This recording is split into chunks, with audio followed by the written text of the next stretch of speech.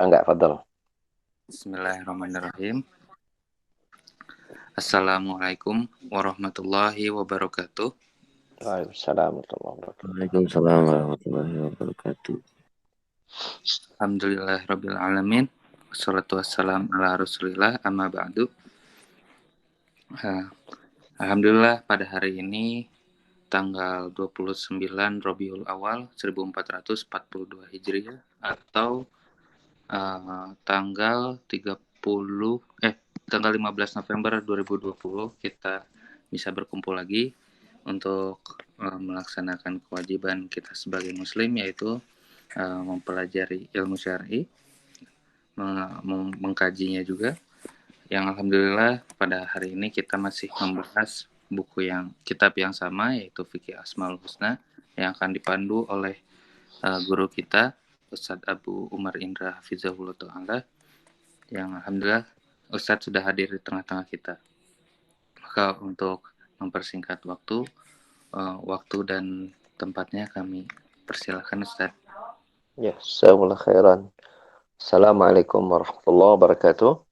Waalaikumsalam warahmatullahi wabarakatuh. Innal hamdalillah hamdan katsiran thayyiban mubarakan fihi kama yuhibbu rabbuna wa yardah. Asyhadu an la ilaha illallah wahdahu la syarika lah wa asyhadu anna Muhammadan abduhu wa rasuluhu la nabiyya ba'dah. Qala Allah Ta'ala fi kitabil karim as-sami'il alim asy-syaithanir rajim. Ya ayyuhalladzina amanu taqullaha haqqa tuqatih wa la tamutunna illa wa antum muslimun. يا أيها الناس اتقوا ربكم الذي خلقكم من نفس واحدة وخلق منها زوجها وبث منهما رجالا كثيرا ونساء واتقوا الله الذي تساءلون به والأرحام إن الله كان عليكم رقيبا يا أيها الذين آمنوا اتقوا الله وقولوا قولا سديدا يصلح لكم أعمالكم ويغفر لكم ذنوبكم ومن يطع الله ورسوله فقد فاز فوزا عظيما أما بعد فإن أصدق الحديث كتاب الله وخير الهدي هدي محمد صلى الله عليه وسلم وشر الأمور محدثاتها وكل محدثة بدعة وكل بدعة ضلالة وكل ضلالة في النار. Bapak-bapak dan ibu-ibu, ikhwan maupun akhwat sekalian, rahimallahu wa iyyakum. Pada kesempatan kajian kita hari ini, kita akan melanjutkan kembali pembahasan kita tentang Asmaul Husna, nama-nama Allah yang terindah, di mana pembahasan kita kali ini adalah tentang beberapa kesalahan dan penyimpangan dalam pembahasan Asmaul Husna. Ya. Berarti tidak semua orang gitu kan aman dalam memahami Asmaul Husna kecuali mereka yang memiliki ilmu ya yang benar berdasarkan Al-Quran dan Sunnah, ya, Al-Quran dan Hadis, berdasarkan Alkitab dan Sunnah. Maka barang siapa yang mendalami masalah Asmaul Husna tanpa ilmu dan dalil, maka dia berada pada jalan yang menyimpang. Karena kata penulis di sini di paragraf yang pertama, karena bagaimana mungkin seseorang dapat sampai kepada pemahaman yang benar dalam masalah akidah. Ya, akidah ini keyakinan ya. Dan pembahasan tentang Asmaul Husna berarti tentang Allah Subhanahu wa taala. Maka bagaimana bisa benar bila dia tidak berpegang dengan ajaran Rasulullah sallallahu alaihi wasallam? Nah, kita tidak mungkin tahu tentang Allah kecuali apa yang Allah kabarkan tentang diri Allah Subhanahu wa taala sendiri. Dan kita tidak tahu tentang apa yang Allah kabarkan kecuali melalui apa? Melalui utusan yang Allah utus untuk mengabarkan tentang diri Allah sendiri. Siapa itu? Hanya ada satu manusia, yaitu Rasulullah Muhammad SAW. Ya kalau berbicara tentang Allah tanpa pakai dalil, ya, tanpa melihat bagaimana Rasulullah menjelaskan, berarti dia berbicara tentang Allah tanpa ilmu. Ngaco itu namanya. Berarti dia bisa mereka-reka, bisa nebak-nebak saja, ya, mencocok-cocokkan gitu kan berdasarkan perasaan dia, berdasarkan pemikiran dia. Maka itu berbahaya. Bagaimana dia bisa sampai kepada hakikat tentang Allah sebenarnya, sementara dia tidak tahu kabar apapun tentang Allah Subhanahu wa Ta'ala. Bukankah itu asli orang itu adalah orang yang mengada-ngada tentang Allah gitu kan? Sehingga pembahasan kita tentang dalam hal ini adalah membahas adanya kesalahan-kesalahan dan penyimpangan yang dilakukan atau yang terjadi dalam pembahasan Asmaul Husna. Ini saya coba otak-atik ya, kemudian saya petakan itu sekitar 11 kesalahan. Yang pertama, ini bisa dilihat di halaman 107.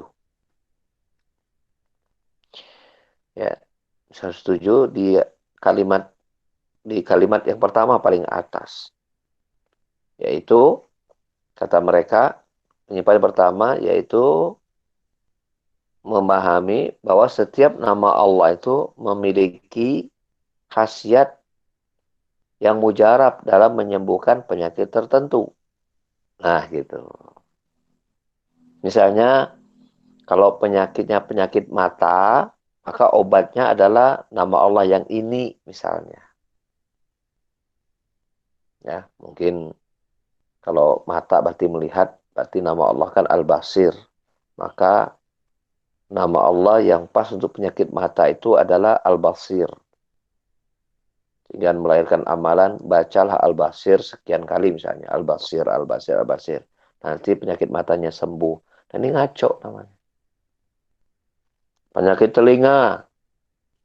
Ya, mungkin mendengar berarti Allah Sami gitu kan. Berarti baca Sami sekian kali pada waktu pagi dan petang misalnya. Atau pada tiap malam sebelum tidur bisa. Misalnya baca 1 kali. Nanti pendengarannya menjadi normal kembali. Ini termasuk apa? Berbicara tentang Allah tanpa ilmu.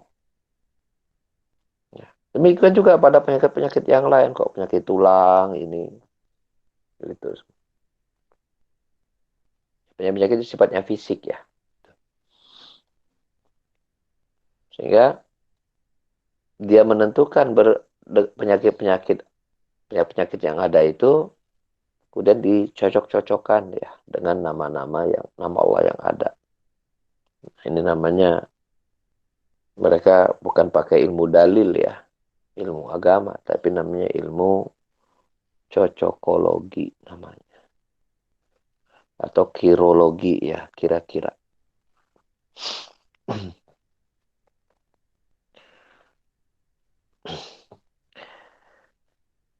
Tentulah perbuatan ini perbuatan yang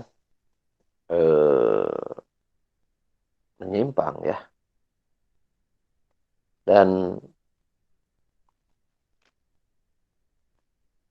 penyimpangan ini kata penulis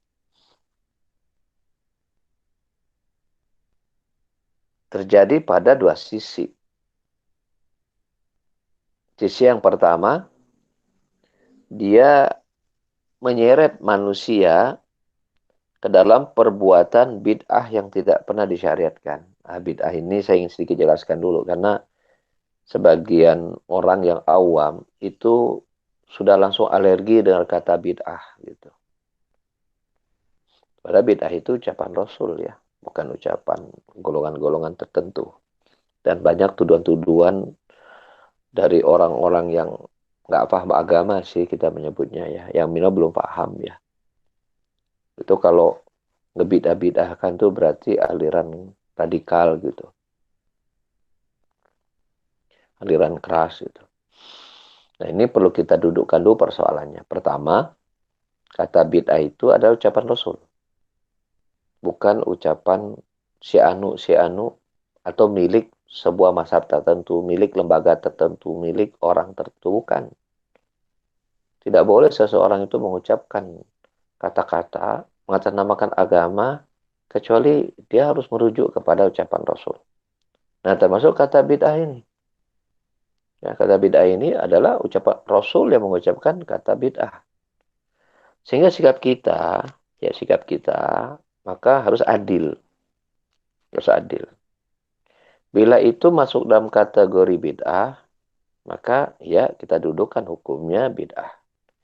Bila itu tidak, maka jangan dikatakan bid'ah. Berarti harus adil. Nah, bagaimana kita bersikap adil dalam masalah itu? Pertama, pahami dulu apa itu arti bid'ah. Jangan sampai kita sudah langsung menolak kata bid'ah. Mengapa? Karena itu datang dari Rasul. Kalau kita menolak kata itu, berarti kita menolak ya apa-apa yang datang dari Rasul. Berarti seseorang itu nanti juga bisa menolak kata iman, kata Islam. Karena itu juga sama datang dari Rasul. Menolak kata kafir. Padahal itu juga datang bahkan dalam Al-Quran. Jadi setiap kelafat itu datang dari agama, maka kita harus terima. Karena kewajiban kita adalah sami'na wa ata'na.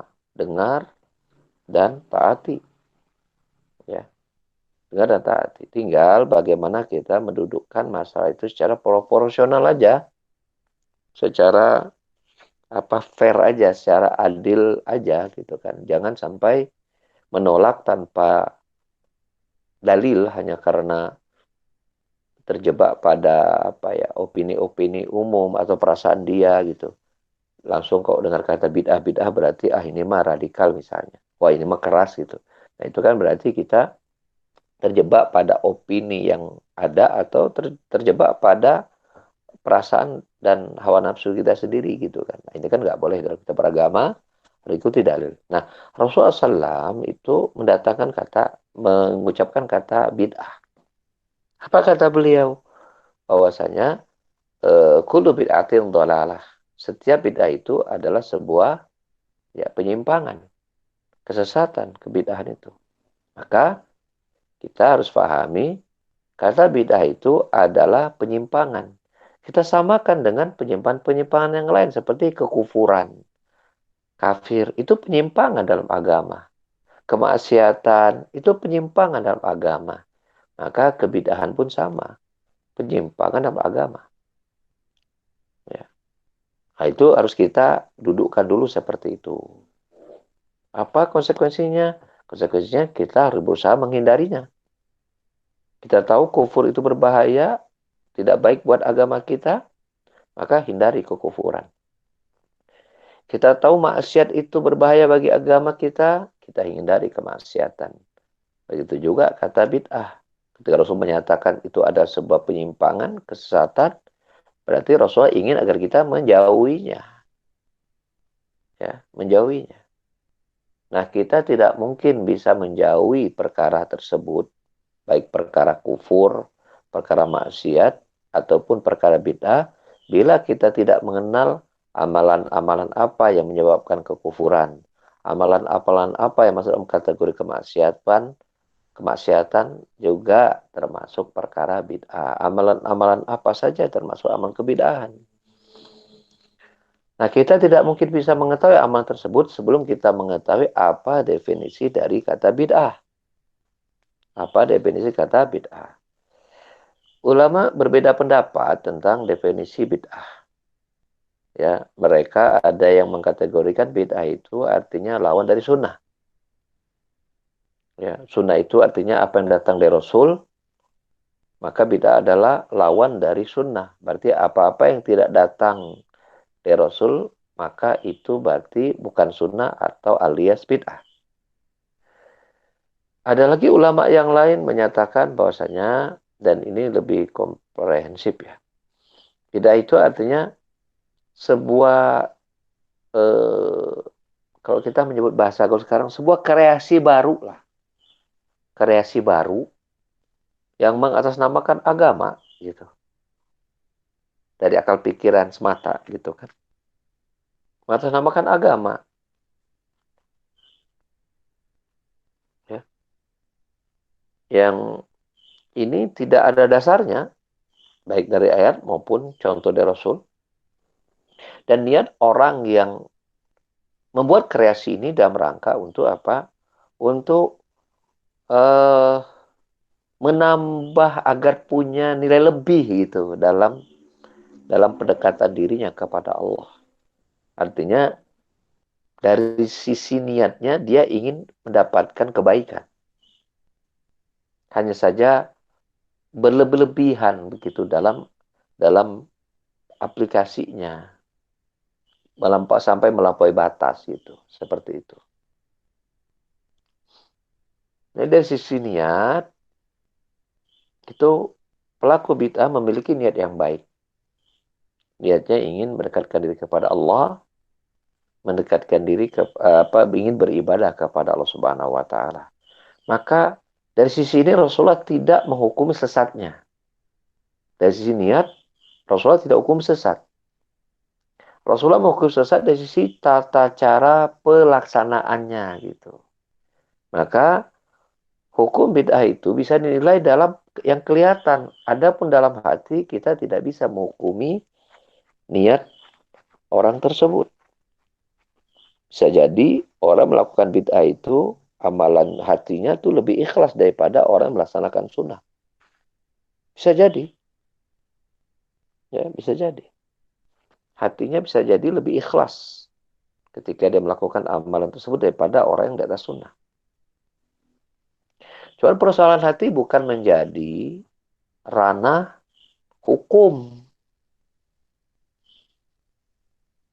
Pembicaraan hukum itu adalah sesuatu yang berkaitan fisik. Itu baru bicara hukum. Ya, misalnya ada orang ya, mencuri, ketangkap. Apakah tindakan seorang hakim melepaskannya? Karena ternyata si pencuri itu melihat saya mencuri itu niat saya karena saya ingin bangun masjid.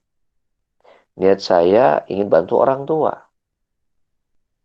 Ya, niat saya ya karena ini dan itu misalnya. Niatnya baik. Dia mencuri itu dengan alasan baik. Termasuk misalnya korupsi misalnya. Dia korupsi buruk memang, tapi niatnya baik. Saya korupsi sekian miliar karena saya ingin membantu orang-orang miskin yang kelaparan di suatu tempat misalnya. Kayak teori Robin Hood begitu. Ya, mencuri harta. Kok ceritanya kan begitu Robin Hood ya. Mencuri harta kerajaan kemudian dibagi-bagikan kepada orang-orang yang tidak mampu begitu. Nah, dalam Islam itu nggak ada Robin Hood. Bila seorang mencuri itu tetap dihukumi sebagai seorang pencuri secara hukum. Niatnya yang baik itu tidak menjadikan pencuriannya menjadi bebas hukumnya. Nah, demikian pula dalam masalah ya, dalam kita mensikapi sebuah hukum bid'ah dan tidaknya. Ketika Rasul menyatakan setiap bid'ah itu adalah menyimpang, maka penyimpang itu dilihat dari amalan yang terlihatnya, amalan fisiknya. Adapun niat orang yang melakukannya itu tidak dibahas. Karena itu urusan dia sama Allah Subhanahu wa taala. Nah, ini yang perlu kita dudukkan dulu persoalannya. Dan tujuan kita, misalnya ketika Rasul menyampaikan bid'ah itu menyimpang, tujuannya agar orang-orang itu menghindarinya. Sebagaimana Rasul menyatakan kekufuran, maka orang harus mukmin harus menghindari kekufuran. Sebagaimana Rasulullah SAW menyatakan itu sebuah kemaksiatan, maka orang mukmin harus menghindari kemaksiatan tersebut. Nah, itu penting untuk kita dudukkan persoalan ketika kita mendengar kata bid'ah atau membicarakan suatu perkara bid'ah. Nah, termasuk pembahasan kita kali ini. Penulis mengatakan orang-orang yang menggunakan satu nama di antara nama-nama Allah untuk penyakit tertentu, ya misalnya untuk agar orang penyakit matanya itu sembuh, dikasihlah bacaan Al-Basir, Allah Maha melihat, untuk dia baca zikir ini agar penyakit matanya sembuh. maka orang ini telah terjebak pada satu dari dua kesalahan. Pertama, dia menyeret manusia ke dalam perbuatan bid'ah yang tidak pernah disyariatkan. Artinya, perbuatan tersebut tidak ada dasarnya sama sekali. Ya, baik tidak ada ayat yang menjelaskan tentang hal itu dan juga tidak ada prakteknya dari Rasulullah SAW. Maka Rasul menyatakan setiap amalan yang tidak datang perintahnya dariku, maka amalan itu amalan menyimpang. Rasulullah ingin agar umatnya tahu bahwa saat jalan petunjuk itu hanya jalan beliau. Selain jalan beliau adalah penyimpangan. Amalan-amalan yang berdasar petunjuk itu adalah amalan-amalan beliau. Selain amalan beliau adalah menyimpang. Walaupun niat orang yang melaksanakannya, niatnya ingin baik dan ingin ibadah. Jadi Rasulullah ingin pahamkan bahwasanya niat baik harus dengan cara yang benar. Ini Rasulullah mengajarkan kepada umatnya bagaimana cara beragama. Bukan berdasarkan pemaksaan logika, ya, bukan berdasarkan perkiraan cuaca, gitu kan? Bukan berdasarkan perasaan-perasaan semata, dan juga bukan berdasarkan mimpi-mimpi, hayalan-hayalan yang tidak jelas, gitu. Nah, maka itu bukan bagian dari agama. Jadi, agama kita adalah agama dalil. Agama kita adalah agama tuntunan. Ya, agama tuntunan. Apa yang datang dari Rasul itu agama. Yang tidak datang dari Rasul, maka itu bukan bagian dari agama. Beda kalau ini urusan dunia, ya. Kalau dunia mah hukum asalnya tidak harus mencontoh Rasul. Ya, tidak mencontoh Rasul. Ya, seperti Rasulullah kalau makannya itu kurma, gitu kan. Kita nggak harus makan terus kurma. Boleh kok makan nasi, termasuk bala-bala, boleh. Itu. Karena itu bagian dari perkara dunia. Rasulullah berdagang, itu urusan dunia. Tidak harus umatnya jadi pedagang semua. Karena itu tidak ada kait-pakait dalam masalah agama. Tidak ada kait masalah apa? Masalah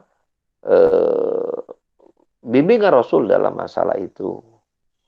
Kecuali memang ada perkara-perkara dunia yang Rasulullah itu memberikan bimbingan.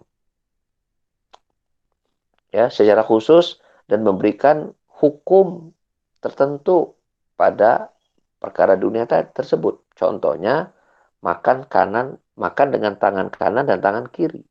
Ini perkara dunia kan, pandangan kita kan, makan loh. Maka dalam memilih makan tangan kanan, tangan kiri, ini ada bimbingan Rasul secara rinci dan ada konsekuensi hukum bila itu tidak dijalankan. Ya, nah, untuk perkara ini kita ikuti Rasul memang. Rasulullah menyuruh makan dengan tangan kanan dan melarang dengan tangan kiri karena tangan kiri ada cara makannya syaitan, cara minumnya syaitan. Maka walaupun ini bagian perkara dunia, tapi ada bimbingan Rasul secara rinci dalam masalah itu, maka ini kita ikut Rasul.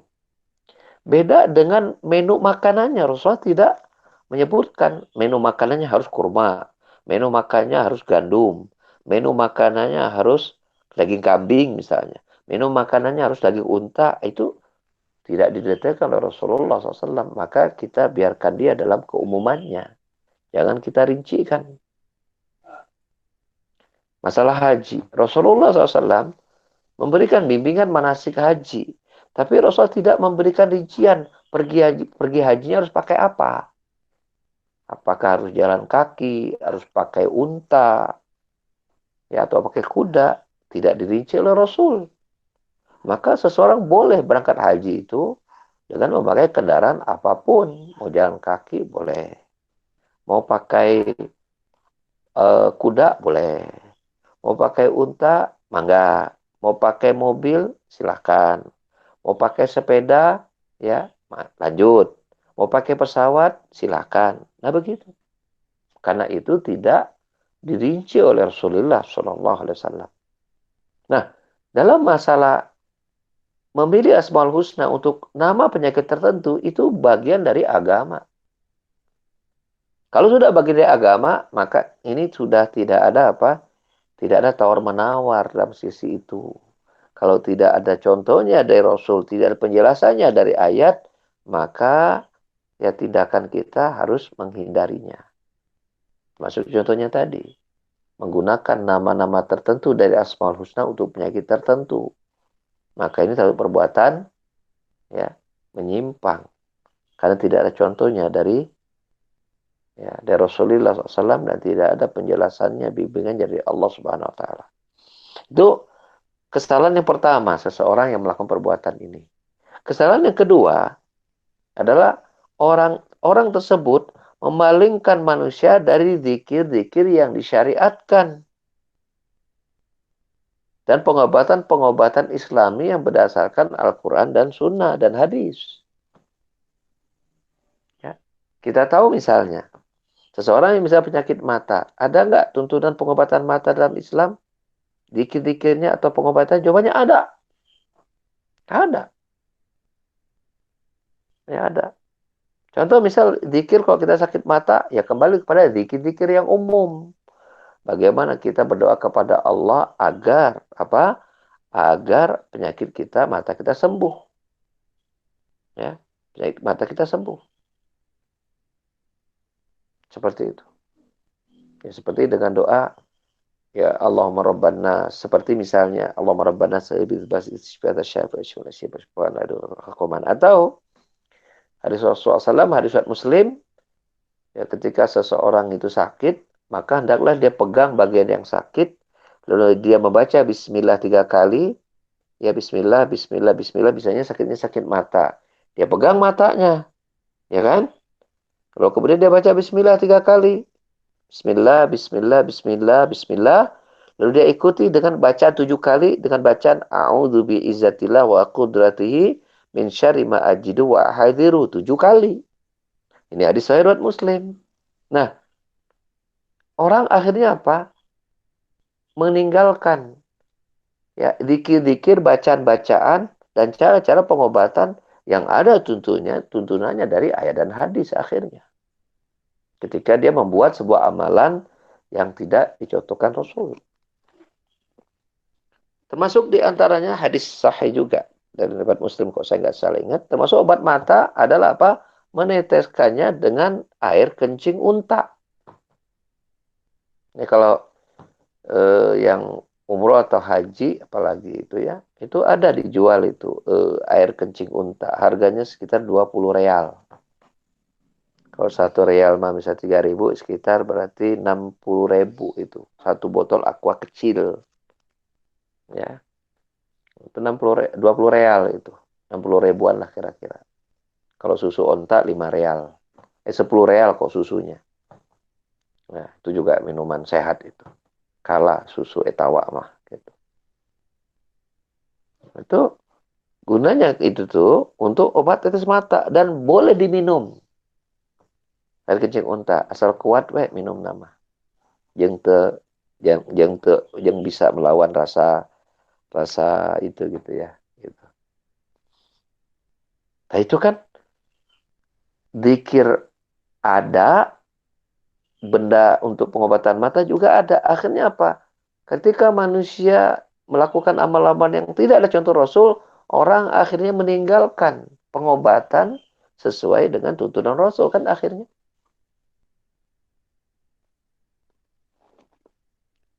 Nah ini termasuk penyimpangan yang pertama dalam berinteraksi dengan Asmaul Husna. Penyimpangan yang kedua. Masih di halaman 107. Ini udah 11 ya. Dan saya anak kira mungkin nggak selesai sekarang. Kita lanjutkan kalau nggak selesai pada waktu yang akan datang. Di antara kesalahan yang terjadi dalam hal ini, masih halaman 107 ya, adalah bahwa sebagian orang menjadikan nama-nama Allah sebagai jimat dan jampe-jampe yang digantung di mobil, rumah-rumah untuk penjagaan, perlindungan dari penyakit dengki dan selainnya, ya, santet, sihir, tenung.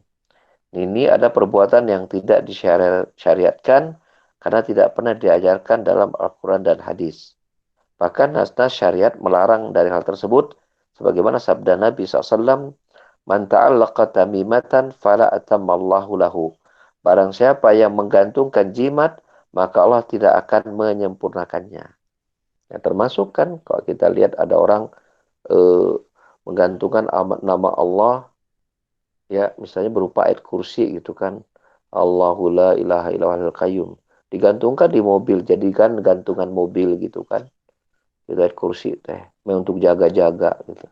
Nah, ini termasuk ya pelanggaran dalam syariat, pelanggaran dalam syariat, karena itu amalan yang tidak pernah dicontohkan oleh Rasul. Atau ayat kursi disimpan di rumah supaya rumah kita aman dari orang yang ingin menyihir kita, yang ingin mengguna-gunai kita. Simpan ayat kursi, gitu kan? Di rumah.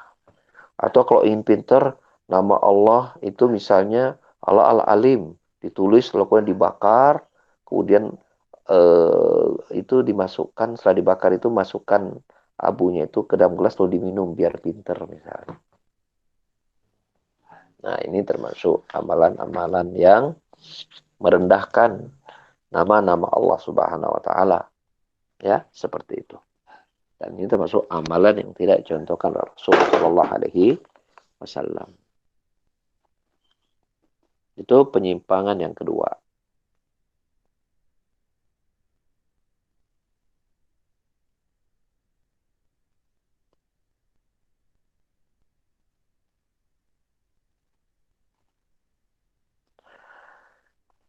Penyimpangan yang ketiga. Kapan jatuh ini?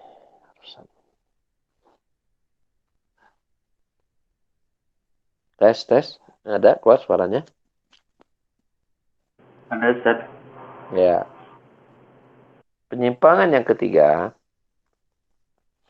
Buka di halaman 108. Yaitu apa yang dilakukan oleh sebagian orang dengan menjadikan nama-nama Allah sebagai hiasan dinding. Nah, tulisan kaligrafi. Nah, ini udah saya sebutkan tadi ya. Yang dengannya orang yang melihatnya akan terpesona dengan keindahan tulisan dan hiasan serta warna-warninya. Ya. Adapun tujuan mereka agar itu memberikan pengaruh pada hati berupa kekuatan iman dan kebaikan dalam perbuatan, maka ini tidak akan terwujud sama sekali dalam perbuatan yang tidak disyariatkan tersebut. Ya, seperti tadi ayat kursi ya misalnya ya. Atau kaligrafi tertentu gitu ya. Nah, ini termasuk perbuatan yang tidak ada contohnya dari Rasulullah Shallallahu Alaihi Wasallam.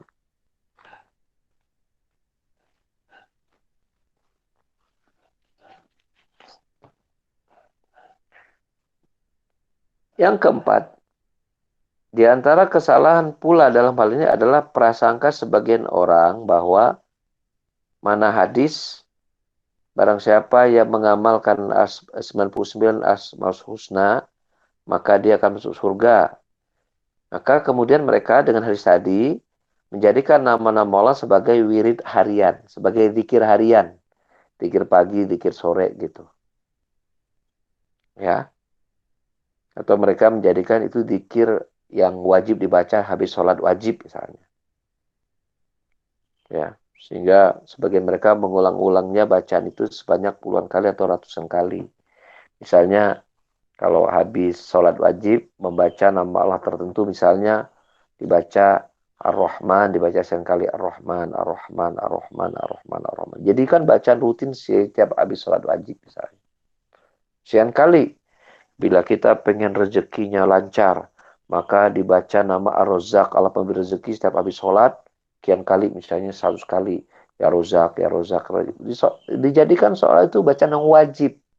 Yang dibaca mungkin setiap habis sholat atau dibaca zikir pagi dan petang misalnya. Habis subuh baca itu misalnya. Pengen murah rezeki, ya baca Ar-Razzaq 100 kali. Baca Ar-Razzaq habis asar 100 kali misalnya. Ini termasuk penyimpangan dalam berinteraksi dengan nama-nama Allah Subhanahu wa taala karena amalan tersebut tidak ada contohnya sama sekali. Ketika Allah dan Rasulnya menjelaskan Asmaul Husna, Lihatlah prakteknya yang ada pada Rasulullah, para sahabat. Apakah mereka melakukannya? Padahal mereka orang yang tahu tentang Allah Subhanahu wa taala. Padahal Rasulullah dan para sahabat lah yang menyampaikan tentang Asmaul Husna kepada kita. Apakah praktek mereka ada seperti itu? Jawabannya tidak ada sama sekali. Maka sikap kita ya mengikuti ya eh, apa? Ikutilah perilaku orang yang pertama kali mengenalkan Asmaul Husna. Siapa itu? Rasulullah SAW. Kemudian para sahabat. Kan kita ini kan nggak akan tahu Asmaul Husna kecuali dari Rasulullah kan. Kemudian diwariskan pada para sahabat. Para sahabat menyampaikannya kepada manusia setelahnya kan. Berarti mereka lah yang pertama kali tahu Asmaul Husna. Nah, kita lihat prakteknya mereka. Ternyata tidak ada praktek mereka seperti itu. Apakah kita merasa kita lebih baik daripada Rasulullah para sahabat dalam Asmaul Husna? Ya, apakah kita yang lebih tahu tentang Asmaul Husna daripada Rasulullah para sahabat? Apakah kita juga merasa lebih tahu dari Rasulullah para sahabat dalam hal kita memahami dan mempraktekannya? Berarti kalau begitu pikiran kita, berarti kita telah merasa agama Rasulullah para sahabat itu tidak baik berarti. Tidak bisa dipercaya karena tidak mencukupkan untuk kita berarti.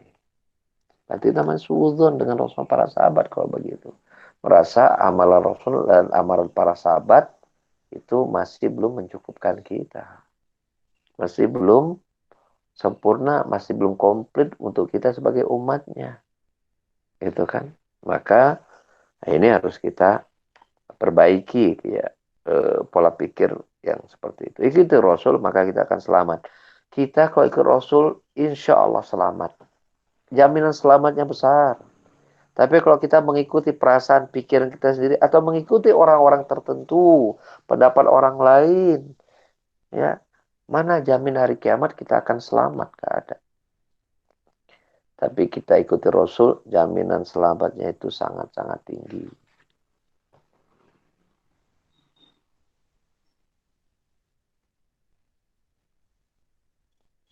Adapun yang Rasulullah SAW ajarkan, barang siapa yang mengamalkan Asmaul Husna, maka dia akan masuk surga. Maka bukan dibaca dengan dijadikan tiga tentu, tapi dengan cara difahami kandungan maknanya dan dijalankan sesuai dengan konsekuensi tuntutan dari kandungan makna tersebut. Itu yang benar. Misalnya kita mengenal Allah Ar-Razzaq, Maha Pemberi rezeki.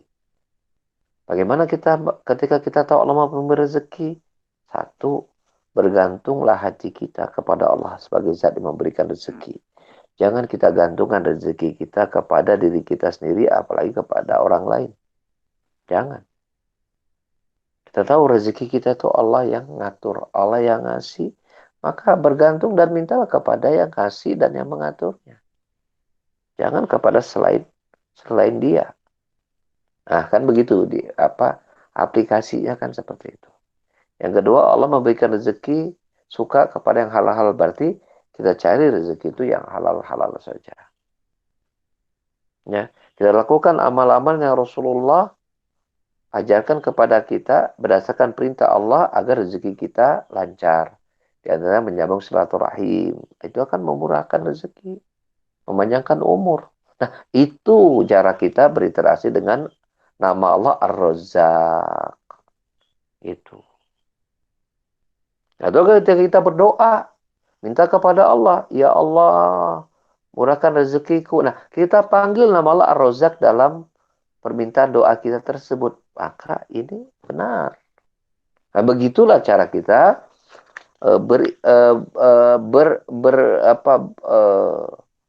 bersikap sebagai konsekuensi kita paham tentang Asmaul Husna. Nah, orang-orang seperti inilah kata Rasulullah SAW, dia akan masuk surga. Barang siapa yang mengamalkan Asmaul Husna yang 99 tadi, maka dia akan masuk surga. Nah, seperti itu. cara kita mendudukkan persoalannya. Ya. Nah, itu kesalahan yang keempat. Sisanya kesalahan yang kelima sampai kesalahan yang ke-11 kita akan lanjutkan pada waktu yang akan datang. Ya. Barangkali kalau ada pertanyaan dipersilahkan. Ustaz, jazakallahu khairan atas materi yang disampaikan. Mangga untuk para ikhwah yang mau bertanya bisa langsung menyampaikan. Assalamualaikum warahmatullahi Waalaikumsalam warahmatullahi wabarakatuh. Barakallahu fiik, Ustaz. Ya, Ustaz, baik, barakallah. yang biasa yang saya dengar itu suka ada yang melakukan Asmaul Husna.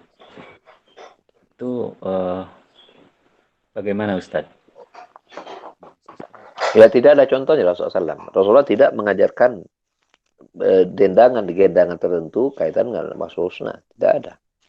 Kalau ada pasti datang riwayatnya dan pasti mendendangkan lagu itu akan menginternasional. Ya, pasti di Mekah, Madinah, di Riyadh, ya di Taif, ya. Juga negara-negara tetangganya Kuwait, ya, Abu Dhabi dan Emirat Arab, ya, sampai keluar Jazirah Arab. Karena Muslim kan sudah internasional. Mestinya itu menjadi amalan internasional mestinya. Terutama menjadi amalan Mekah, menjadi amalan orang-orang Madinah mestinya. Nah, Rasulullah SAW itu wafatnya di Madinah. Kalau itu adalah ajaran Rasul, pasti orang Madinah yang paling mengamalkannya. Menjadi amalan turun-temurun mestinya. Nah, ini kan kita tidak dapati kan. Rasulullah SAW, para sahabat, tabi'in, bahkan semua imam mazhab, dan para ulama hingga hari ini, dan hampir seluruh negara itu tidak melaksanakan. Di Indonesia saja, hanya orang tertentu saja kok yang membuat amalan-amalan tersebut. Tidak semua orang melakukannya di Indonesia saja. Artinya kalau itu betul dari ajaran Rasul, pasti sudah menginternasional sifatnya, kan gitu. Nah, itu menunjukkan kepada kita bahwa ini adalah kreasi-kreasi dari orang-orang tertentu. Ingat, tujuannya pasti baik, tapi caranya yang keliru. Tujuannya ingin mendekatkan seseorang itu kepada Asmaul Husna. Baik tujuannya, tapi caranya bukan begitu. Tidak demikian Rasulullah SAW mengajarkan kepada para sahabatnya bagaimana mendekatkan Asmaul Husna kepada sahabat. Tidak seperti itu caranya. Ya, tidak ada satu riwayat pun untuk mensosialisasikan Asmaul Husna itu dengan cara didedangkan. Ya. Dan itu kurang lebih Allah alam. Jazakallahu khairan. Ya, ada yang mau bertanya lagi, maka langsung menyalakan mikrofonnya.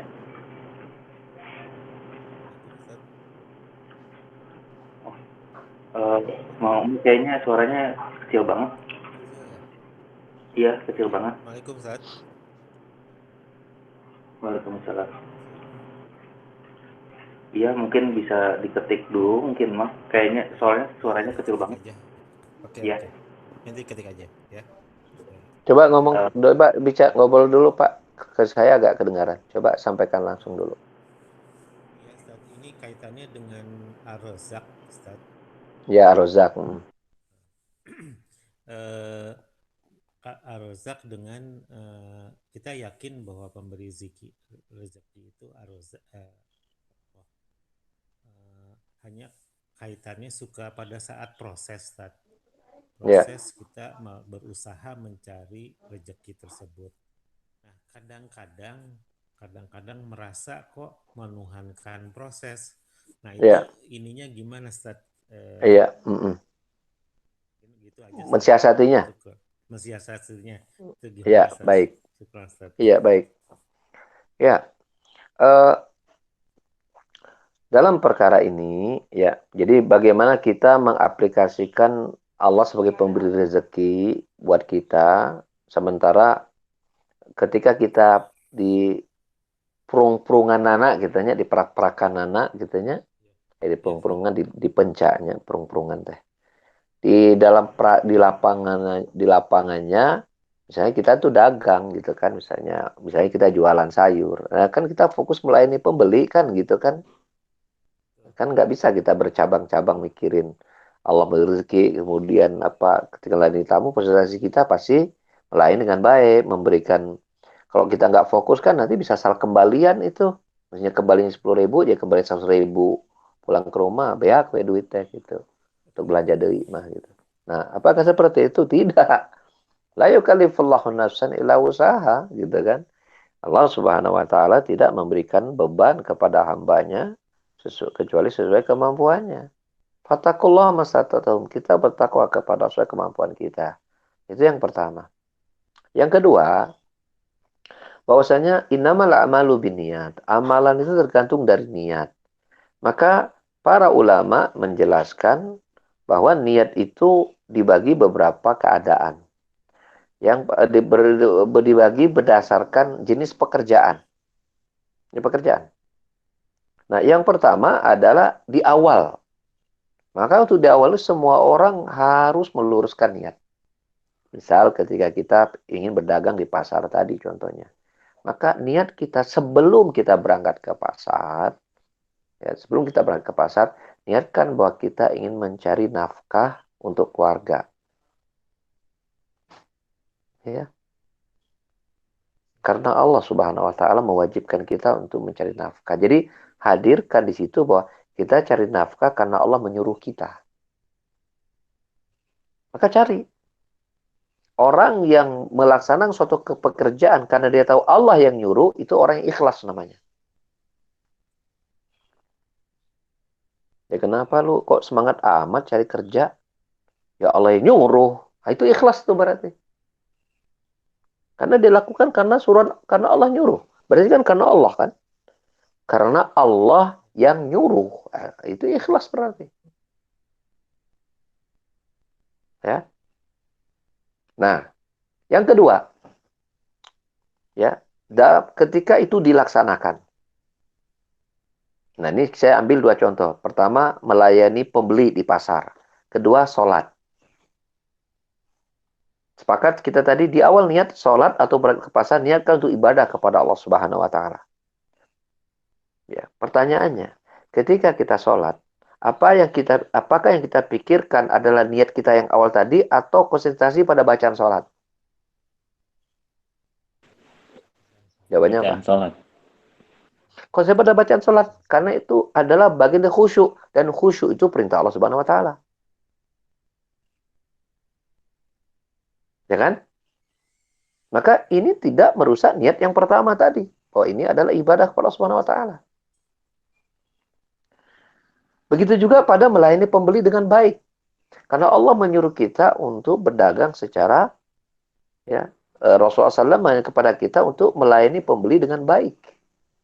Ketika membeli dan menjual. Rasulullah SAW, rahimallahu rajulan samhan. Ya, idza syara wa idza ba'a wa idza syara wa idza qarada Rasulullah SAW. Semoga Allah merahmati seseorang yang hatinya itu lapang, ramah, luas gitu ketika dia membeli, ketika dia menjual, atau ketika dia nagih hutang. Gitu. Ya, kalau ada orang beli misalnya, kemudian karena kita sebagai pedagang ya, dia beli itu kita layan dengan baik. Kemudian kalau perlu timbangan itu kita lebihkan sedikit, gitu kan, seperti itu. Nah, kan kita nggak mungkin bisa melakukan seperti itu kalau kita nggak fokus pada pelayanan itu, gitu kan. Maka itu tidak merusak niat dan tidak menjadikan bahwa kita tidak bergantung kepada Allah Subhanahu wa taala. Tidak. Justru itu bagian dari kita bergantung kepada Allah dalam mencari rezeki. Kalau kemudian kita bergantung kepada Allah pemberi rezeki, kemudian kita tidak kerja profesional, itu namanya jabriyah, itu namanya. Ya. Atau sebaliknya, orang menggantungkan usaha dia yang profesional tadi sebagai sebab rezeki dia itu akan Allah, ya, Allah akan datangkan. Semata berdasarkan niat itu, ini nggak boleh. Ya. Bagaimana cara kita mensiasatinya?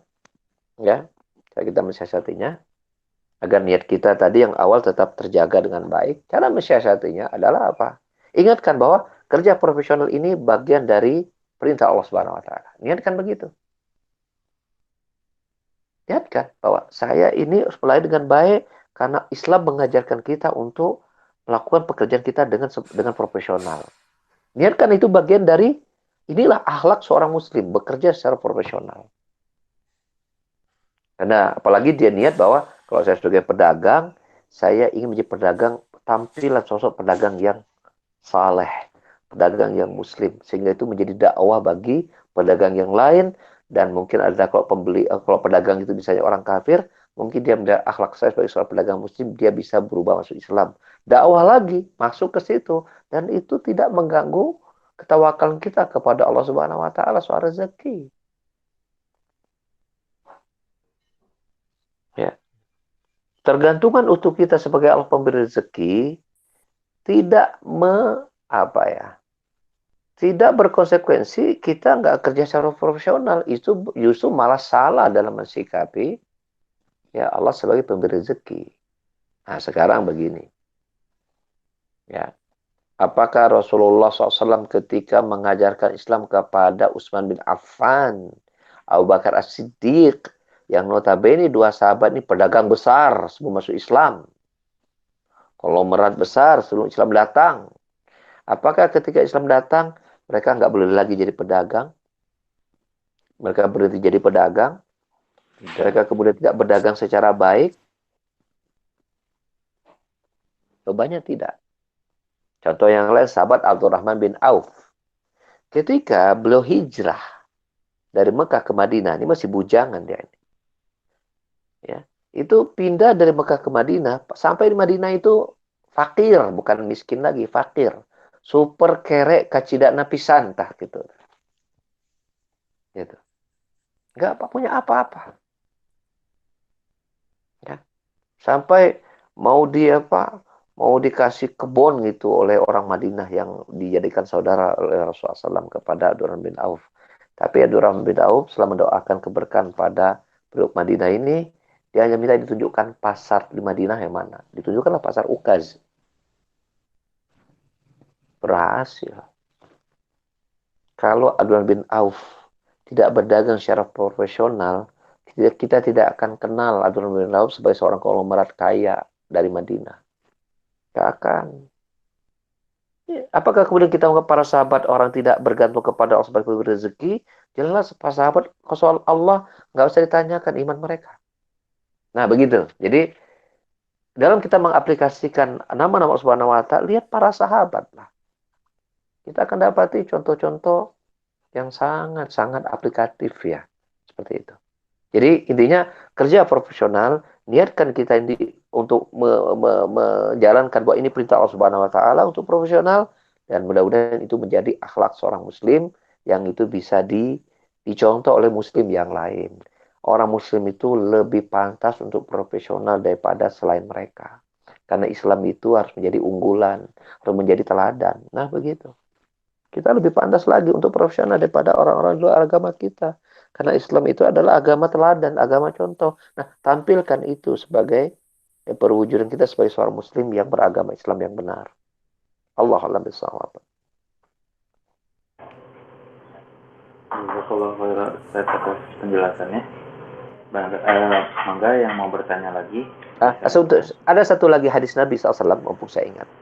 Dalam hadis riwayat Muslim, Rasulullah SAW bersabda, dicamkan baik-baik.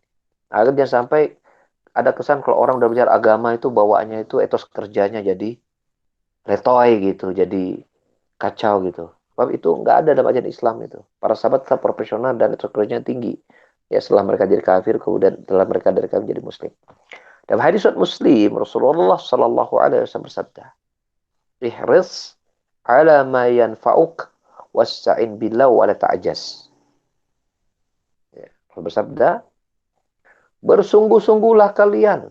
Artinya, kalau bahasa kita, gaspol. Nah, gaspol itu apa ya? Tahu ya artinya gaspol ya? Ada itu. Gaspol. Tahu ya artinya gaspol ya? Iya. Habis-habisan udah tuh kepada yang itu, kalau itu bermanfaat, tah bebeakan orang mah gitu. Itu mana ikhlas. Gaspol gitu kan. Dan jangan lupa sambil mohon pertolongan kepada Allah. Jangan menyandarkan gaspol orang wae semata. Tetap minta tolong kepada Allah agar dimudahkan. Minta tolong sama Allah. Jangan mengandalkan profesionalisme bekerja kita saja. Tapi apa? Minta tolong kepada Allah. Ya Allah, ini saya harus berusaha sebaik-baik ya nih. Tapi ya Allah, mudahkan ya Allah supaya ini lancar. Karena ada hal-hal yang ada di luar diri kita yang itu tidak bisa kita kendalikan semua. Kita manusia punya keterbatasan. Maka kita minta tolong kepada Allah agar apa-apa yang ada di luar kemampuan kita, Allah jadikan itu mudah untuk kita kendalikan. Contoh misalnya angin. Kita nggak bisa mengendalikan angin. Kita nggak bisa ngatur hujan.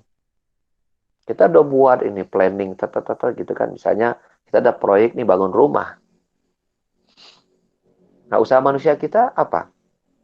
Berarti kan kita nyiapkan modal, nyiapkan set plan, nyiapkan SDM yang handal. Kemudian buat timeline gitu kan, buat time schedule. Kan itu nilai profesional kita ada di situ. Buat rancangan project, kan gitu.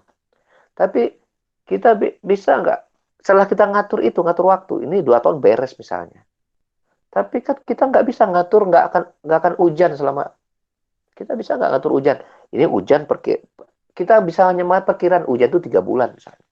Kita nggak bisa memastikan 3 bulan, ya hujan itu akan berhenti, nggak bisa. Kalau Allah ingin hujan tuh 2 tahun hujan, udah proyek kita bisa dimulai atau tidak? Nggak bisa. Nah itu contohnya. Makanya di situ kita butuh pertolongan dari Allah Subhanahu Wa Taala. Contoh yang kedua, kita gunakan SDM yang handal di situ. Apa kita jamin SDM-nya sehat terus? Ternyata arsitek itu tukang gambarnya atau kepala kontraktornya ternyata sakit, kena COVID misalnya. Ternyata sakit, kena kanker misalnya. Ternyata sakit, kena komplikasi paru-paru dan panu misalnya gitu kan. Lancar tidak pekerjaan kita yang udah kita rancang? Belum tentu. Karena kita tidak bisa ngatur kesehatan orang. Termasuk kesehatan diri kita sendiri. Disitulah apa? Jangan bersandar kepada nilai profesionalisme semata. Kata Rasulullah, profesional iya, tapi sambil mohon pertolongan kepada Allah Subhanahu wa Ta'ala. Gantungkan. Karena ada hal di luar diri kita, itu tidak bisa kita masukkan dalam bagian nilai profesional kita tadi. Seperti apa? Mengendalikan kesehatan, mengendalikan hujan, mengatur panas, mengendalikan angin. Itu di luar kemampuan kita. Sadari itu. Maka mau bertolong kepada Allah Subhanahu wa Ta'ala. Nah, itu wala ta'ajaz, dan jangan engkau melemahkan diri. Nah, ini dalil Rasulullah SAW mengajak kepada kita bagaimana kita bersikap benar dalam hidup ini dikaitkan dengan nilai profesionalisme yang didasari oleh akidah yang benar. Allahumma shawab. Jazakallah khairan Ustaz atas penjelasannya. Ada lagi yang mau bertanya, mangga bisa langsung menyalakan mikrofonnya. Iya, 2. Boleh. Ana mungkin Ustaz mau bertanya Ustaz. Fadol. Ini pertanyaan titipan karena orangnya kayaknya lagi di jalan, jadi mungkin rada susah dia untuk ini ngomongnya. Pertanyaannya begini Ustaz. Masalah akikah Ustaz, masalah benar, apakah misalnya yang akikah lebih dari 7 hari itu dibolehkan, dan apakah misalnya udah dewasa, misal sampai umur 38 tahun atau 40 tahun dia belum pernah diakikahkan, itu mengakikahkan diri sendiri itu boleh nggak Ustaz? Baik. Baik. Ya, Fahmi, Anda mau bertanya. Rasulullah berakikah nggak? Rasulullah enggak. Hah? Enggak tahu Ustaz.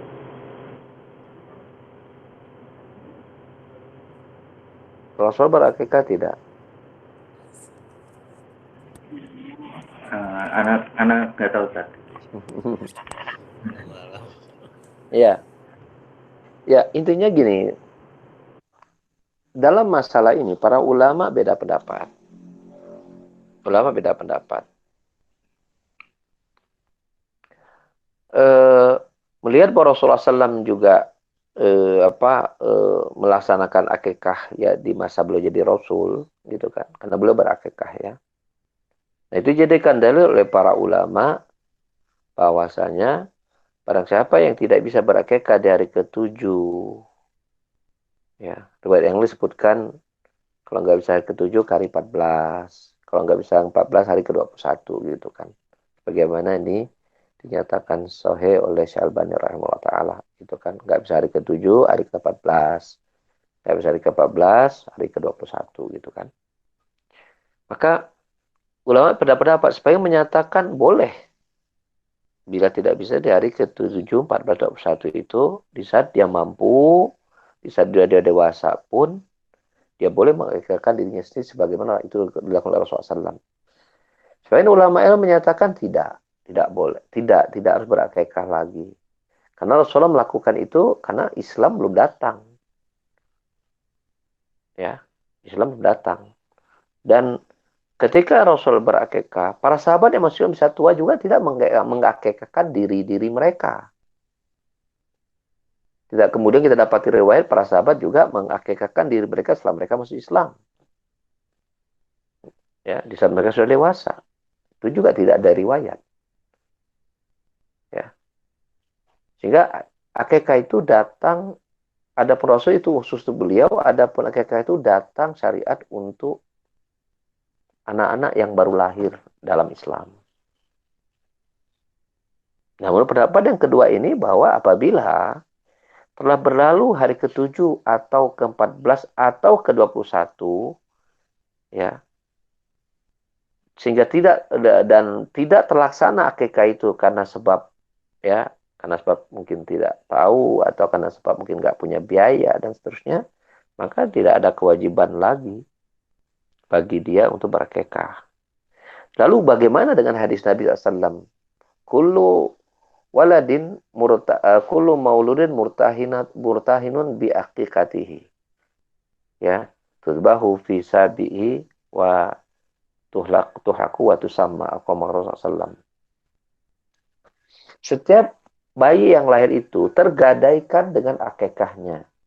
Lalu disembelikanlah untuknya pada hari ke-7, dicukur rambutnya dan dikasih nama gitu kan di hari ke-7. Bagaimana dengan hadis itu? Bahwa dia belum tergadaikan kalau belum dia berakikah. Maka ulama juga berbeda tafsir tentang mana hadis itu. Bahwa ini berlaku bagi orang yang mampu tapi sengaja melalaikan.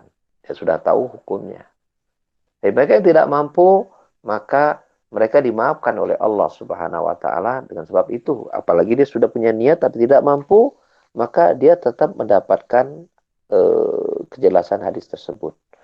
Walhasil ulama beda pendapat. Kalau saya lebih ngambil dalil pendapat yang kedua. Kalau sudah terlewat dari hari ke-7, 14, 21, maka ya sudah.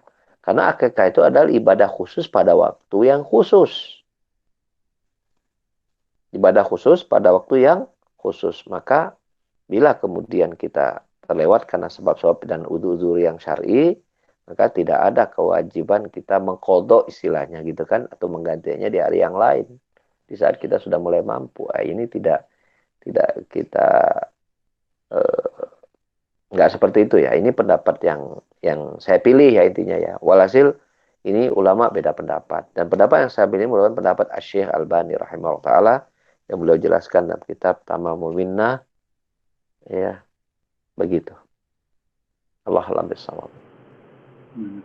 Berarti kalau yang Ana pernah dengar ada yang sampai hari ke-40 itu nggak ada riwayatnya ya berarti Ustaz? Itu nggak ada riwayat.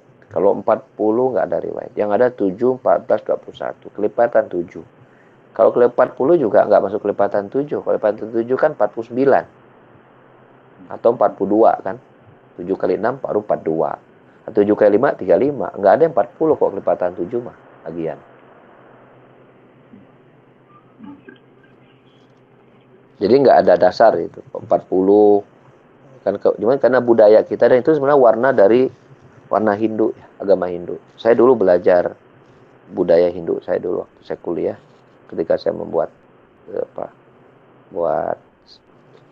makalah kuliah dulu itu tentang budaya Indonesia. Jadi ini termasuk budaya Hindu yang dimasukkan dalam Islam, 40 itu. Jadi nggak ada dasarnya sama sekali. Jazakallah khairan, Ustaz. Semoga untuk yang lain ingin bertanya. Ustadz, ada lagi yang ingin saya tanyakan, Ustadz, berkaitan dengan nama-nama Allah. Misalnya seperti ini, kalau kita mau berdoa, Ustadz, misalnya ya Allah ya Karim, dermawankanlah saya ya Allah ya Rahman, ya Allah ya Rahim, jadikanlah saya menjadi orang yang penyayang terhadap orang-orang kecil, misalnya seperti itu, Ustaz. Apa itu dibolehkan? Boleh.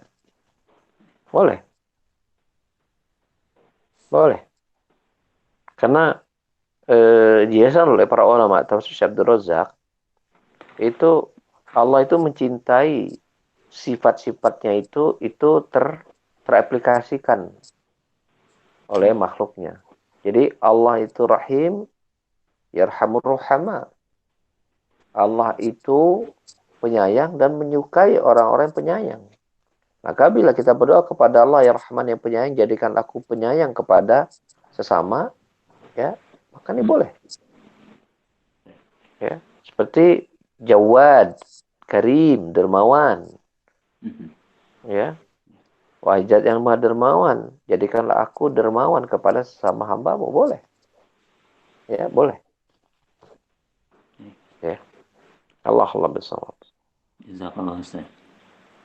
Ustaz, satu lagi boleh, Ustaz? Ya, enggak. Ustaz, ini mungkin agak menyimpang. Ini banyak ngeganjel ini, Ustaz. Ya.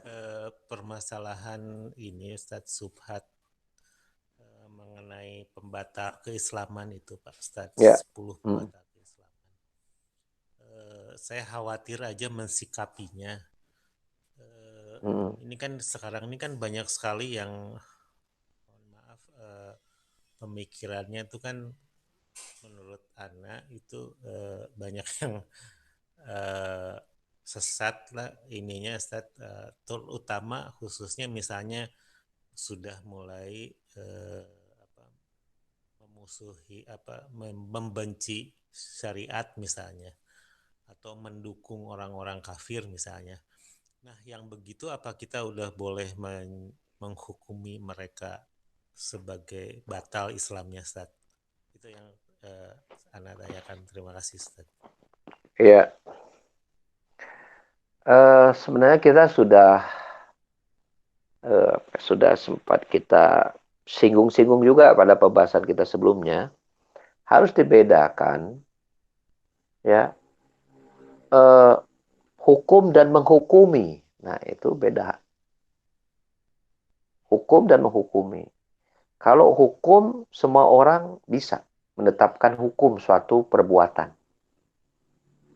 Tapi kalau menghukumi, ini tidak bisa semua orang. Jadi kalau misalnya, apa hukum mencela Rasul, menghina Rasul? Jawabannya kafir, walaupun dia Muslim. Apa hukumnya mencela syariat Islam? Jawabannya kafir. Dan banyak dalil tentang masalah itu. Ya kan? Itu amalan kafir. Gitu. Maka semua orang wajib tahu tentang ilmu itu. Dan ketika kita sampaikan, harapannya agar semua orang menghindari perbuatan tersebut. Tapi kalau menghukumi, berarti dia harus seorang hakim.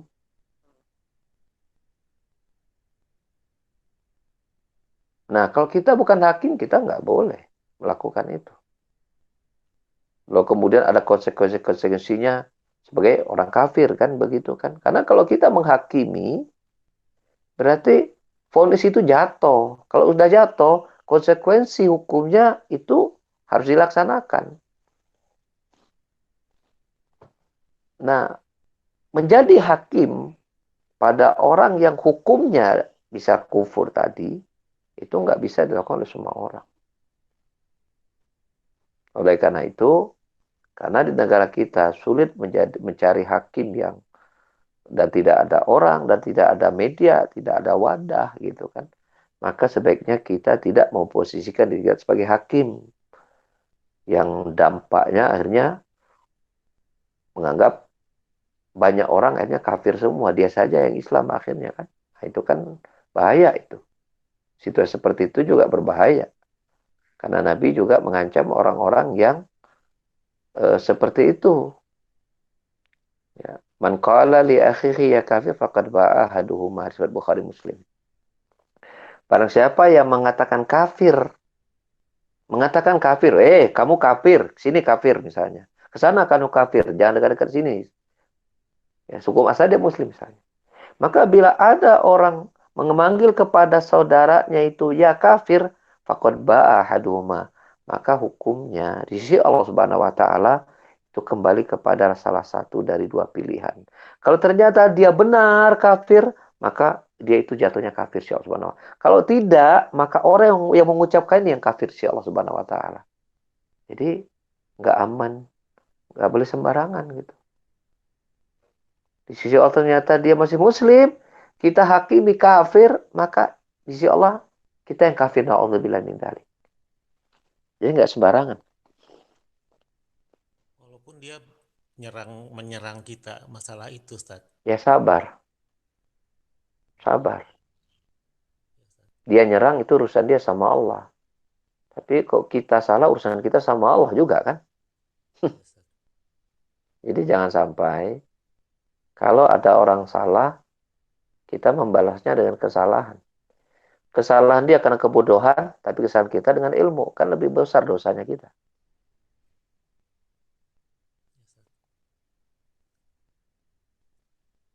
Ada orang tuh, tiba-tiba datang, nunjuk kita gitu kan.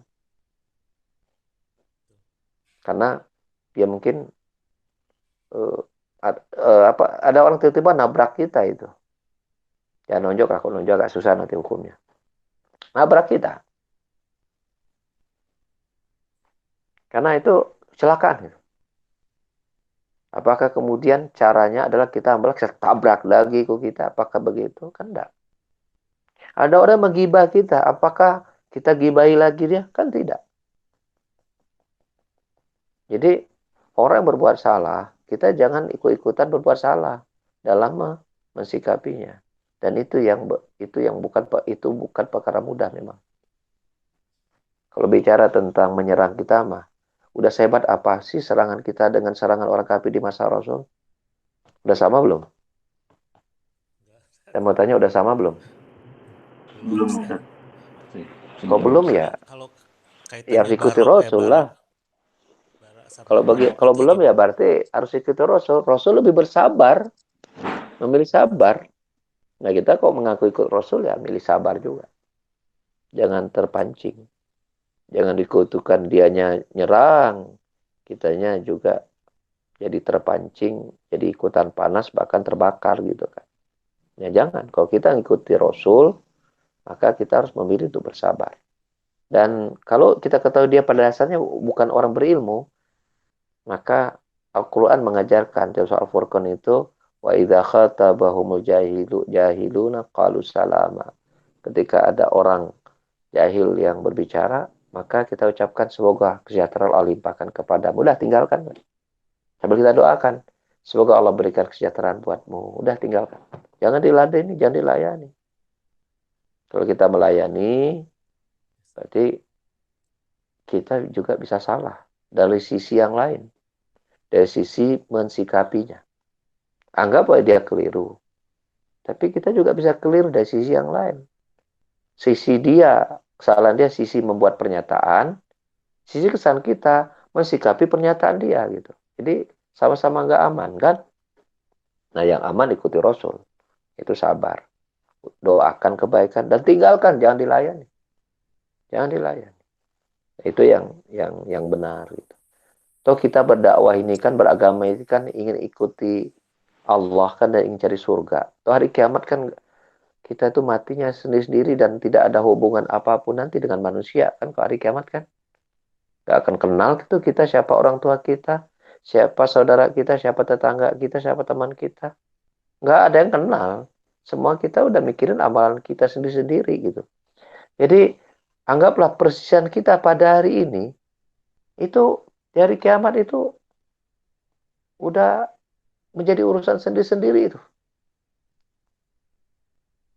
Nah, bila itu misalnya adalah, anggaplah orang yang nggak setuju dengan kita itu keluarga kita, maka kita tetap harus menyambung hubungan silaturahim.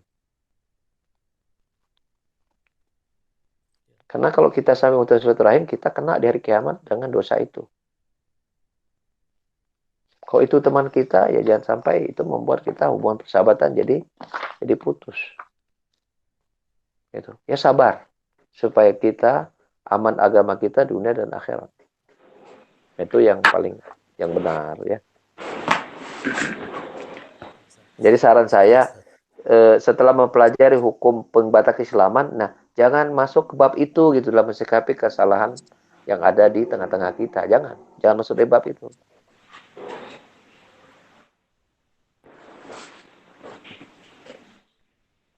Tapi salah satu untuk memberitahu ke saudara kalau dia dalam keadaan salah misalnya, itu apakah itu salah satu kewajiban kita juga, Ustaz? Iya, kewajiban kita, iya. Cuman persoalannya cara kita udah benar belum?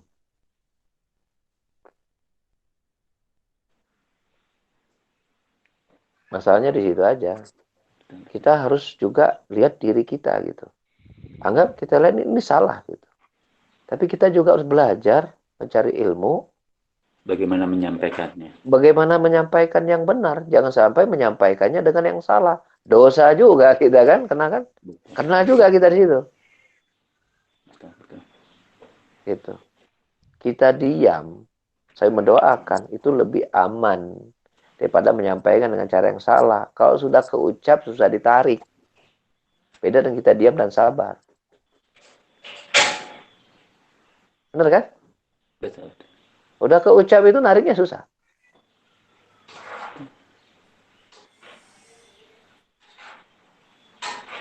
Salah satu yang ditakutkan oleh Ana, Ustadz, kalau misalnya tidak disampaikan itu nanti di kemudian hari dia akan menuntut saya karena tidak diingatkan. Enggak begitu. Orang yang nggak punya ilmu kan nggak ada kewajiban menyampaikan. Kalau kita nggak punya ilmu. Oh, iya. Nggak ada kewajiban. Kewajiban kita belajar kalau kita nggak punya ilmu mah. Bukan kewajibannya berdakwah. Makanya ketika ada menyerang kita cuma mengatakan, aduh mohon maaf, saya sedang belajar, saya nggak bisa diskusi. Selesai. Karena namanya berdakwah itu bukan saja materinya, tapi juga cara berdakwah juga pakai ilmu. Itu dua hal.